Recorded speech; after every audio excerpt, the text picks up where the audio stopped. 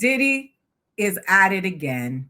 He reveals the launch of a Black political party called Our Black Party. He went back on a statement when he said we needed to hold our vote hostage. I watched a little bit of the interview as much as I could, and he said that he takes that back, and he doesn't think that we should be holding our vote hostage. That people, took his message as no, don't vote, and so now he wants to launch a political party. And mind you, we are in how many days away from the election? Is it 21? Yeah, about that. Mm-hmm. So I just, this is my issue with all of these people is that they are all it's like Jay-Z said, you can't change a player's game in the ninth inning. They all came out like in the last 3 months. Where y'all been? Where were y'all when there were 11 people on that stage? Where were you during all of this time? Why is it that because all of politics is on mainstream. Activism has gone mainstream. Everybody's making money off of this. Everybody's got merchandise.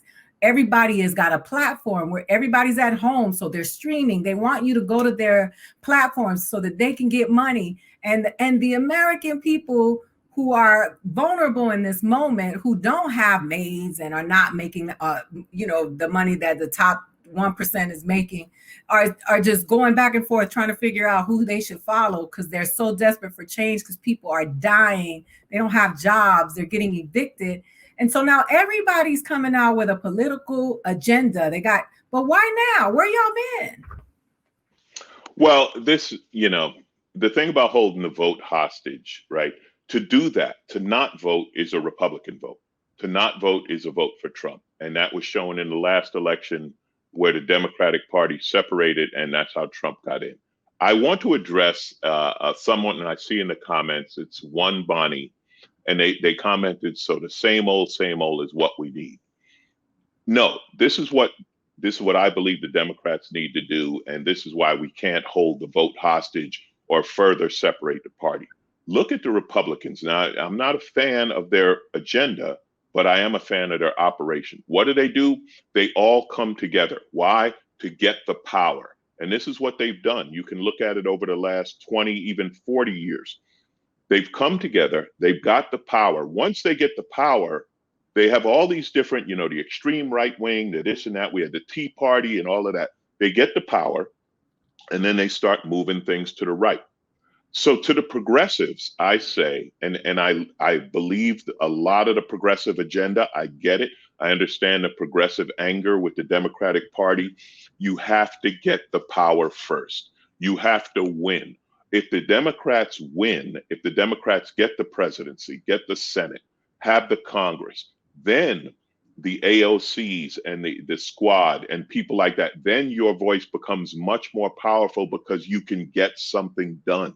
Then you start pushing to the left and you bring in these agendas, whether it be the agenda of climate. I mean, I hate using that word, but I'll use it.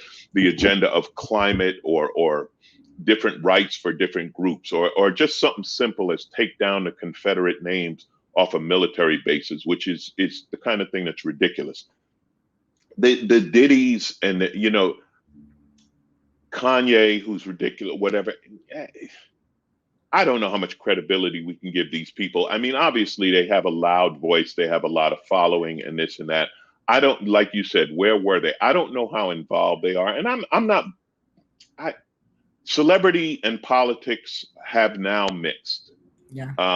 Good, bad, or indifferent. But as far as the party goes, as far as separating the party more and now having a black version, the Republicans love that. They would love another separation. Let's separate the Latinos. Let's separate to 20 different, because the Republicans are all going to stay together. And it's easier to beat, divide and conquer is an old strategy.